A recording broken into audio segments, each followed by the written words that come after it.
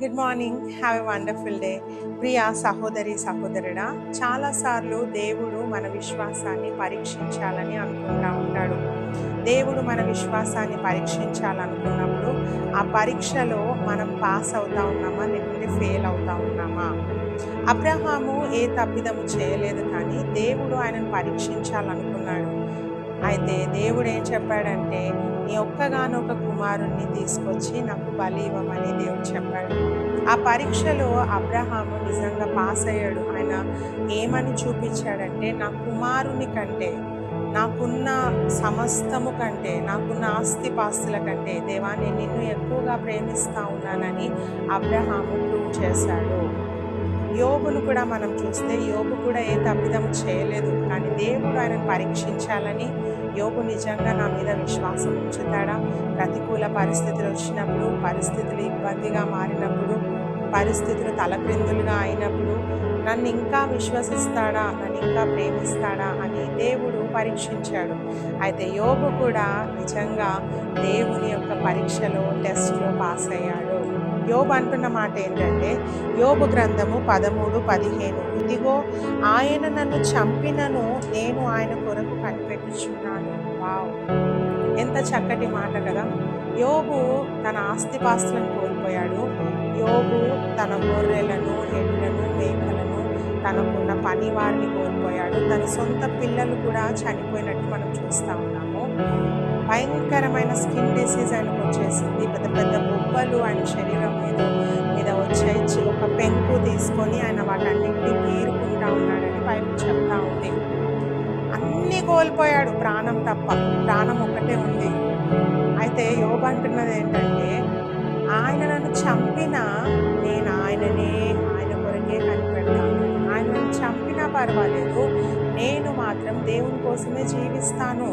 నాకు దేవుడే కావాలి, నేను ఆయనని ఇంకా నమ్ముతా ఉన్నాను, ఆయన గొప్ప దేవుడు అని యోబు చెప్తా ఉన్నాడు. ఈ మాట మనము మన యొక్క ప్రతికూల పరిస్థితిలో చెప్పగలమా? అనారోగ్యం వచ్చినప్పుడు ఈ మాట చెప్పగలమా? దేవా, ఈ స్థితిలో కూడా నేను నమ్ముతున్నానయ్యా, నీ కోసం నేను కనిపెట్టుకుంటా ఉన్నానయ్యా, నువ్వు నాకు మేలు చేస్తావయ్యా అని చెప్పగలుగుతా ఉన్నామా? కొన్నిసార్లు ఫెయిల్యూర్గా మనం మిగిలినప్పుడు, మనం చేసిన పనిలో సక్సెస్ రానప్పుడు ఈ మాట అనగలుగుతా ఉన్నామా? అయ్యా, ఈ ఫెయిల్యూర్లో కూడా నేను నమ్ముతా ఉన్నానయ్యా, నువ్వు నాకు మేలు చేస్తావు తండ్రి.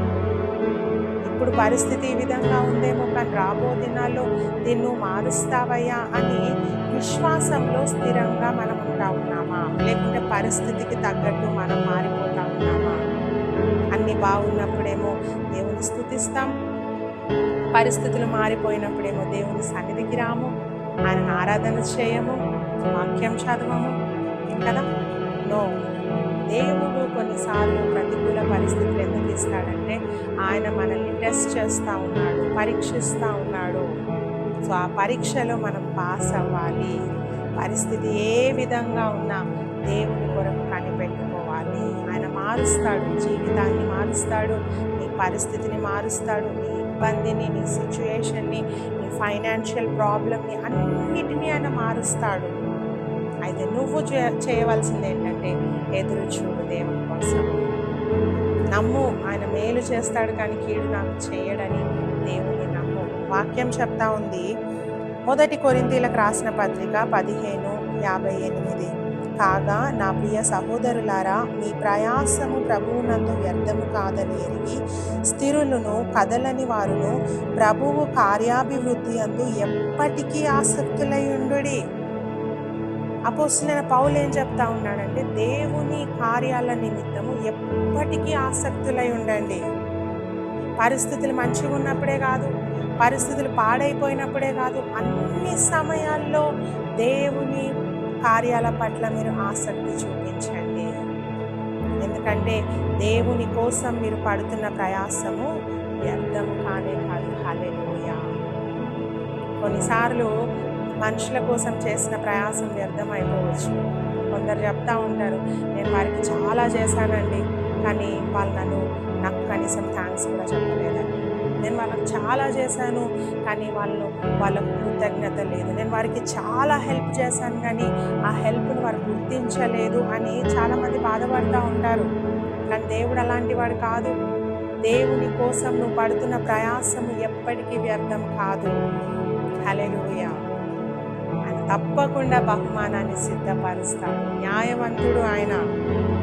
ఎవ్వరు మెచ్చుకున్నా మెచ్చుకోకపోయినా, ఎవరు ఎంకరేజ్ చేసినా చేయకపోయినా, దేవుడు నీకు బహుమానాన్ని సిద్ధపరుస్తాడు. నీ ప్రయాసము దేవునిలో ఎప్పుడు కూడా వ్యర్థం కాదు.